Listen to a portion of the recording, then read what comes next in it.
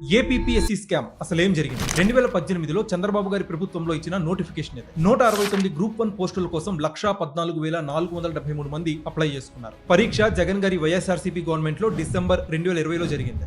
SIT report ప్రకారం ముందుగా group 1 mains answer papers ని డిజిటల్ విధానంలో ఎవాల్యుయేట్ చేశారు. ఈ పని ఒక ప్రైవేట్ ఏజెన్సీకి అప్పగించారు. ఆ ఇవాల్యుయేషన్ ఆధారంగా 2021 ఏప్రిల్ 28న రిజల్ట్స్ ప్రకటించి 326 మందిని షార్ట్ లిస్ట్ చేశారు. కానీ ఈ డిజిటల్ ఇవాల్యుయేషన్ పై అభ్యంతరాలు రావడంతో మాన్యువల్ ఇవాల్యుయేషన్ చేయాలని నిర్ణయించారు. దీనికోసం ఏపీపీఎస్సీ వివిధ యూనివర్సిటీస్ నుంచి 452 మంది సబ్జెక్ట్ ఎక్స్పర్ట్స్ ని ఎంపిక చేసింది.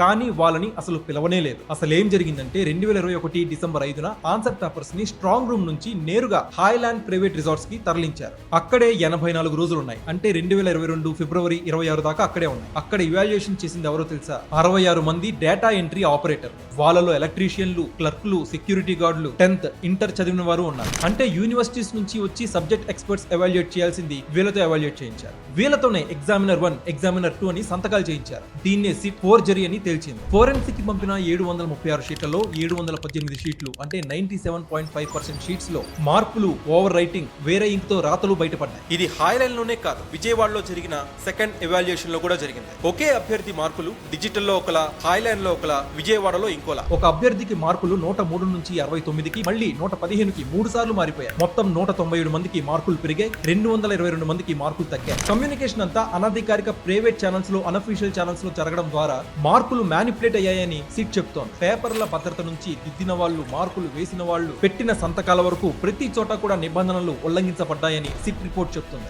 ఇప్పుడు అసలు విషయానికి వద్దాం. ఒక పక్కన మెగా డిఎస్సీ విషయంలో ప్రాపర్ ప్రూఫ్స్ సబ్మిట్ చేయలేదని చెప్పి సిబిఐ ప్రోబ్ పిటిషన్ ని కోర్టు తిరస్కరించింది. ఓపెన్ డిబేట్ కోసం అసెంబ్లీకి వచ్చి కూడా వైసీపీ మాట్లాడలేదు. గత ప్రభుత్వం 5 ఏళ్లలో ఇవ్వని టీచర్ జాబ్స్ ఈ ప్రభుత్వం ఇచ్చింది. అయినా కానీ ఎడ్యుకేషన్ మినిస్టర్ రాజీనామా చేయాలని చెప్పి వైసీపీ డిమాండ్ చేస్తోంది. నీట్ పేపర్ లీక్ అయితే ఎడ్యుకేషన్ మినిస్టర్ రాజీనామా చేశారు. మోదీ కూడా బాధ్యత తీసుకోవాలని చెప్పి డిమాండ్ చేశారు. మరి అభ్యర్థుల జీవితంతో ఆడుకున్న ఈ గ్రూప్ 1 మెయిన్స్ స్కామ్ కి బాధ్యత ఎవరు వహిస్తారు? ఈ విషయంలో వైఎస్ఆర్సీపీ నుంచి ఎవరు బాధ్యత తీసుకుంటారు? ఈ డిమాండ్ సోషల్ మీడియాలో నెటిజన్స్ నుంచి వినిపిస్తుంది. ఓవరాల్ గా ఈ ఇర్రెగ్యులారిటీస్ పై, ఈ స్కామ్ పై హైకోర్టు కూడా చాలా సీరియస్ అయింది. ఈ స్కామ్ గురించి మీ ఒపీనియన్ కామెంట్ సెక్షన్ లో పంచుకోండి. Thanks for watching this video. Please like, share and subscribe.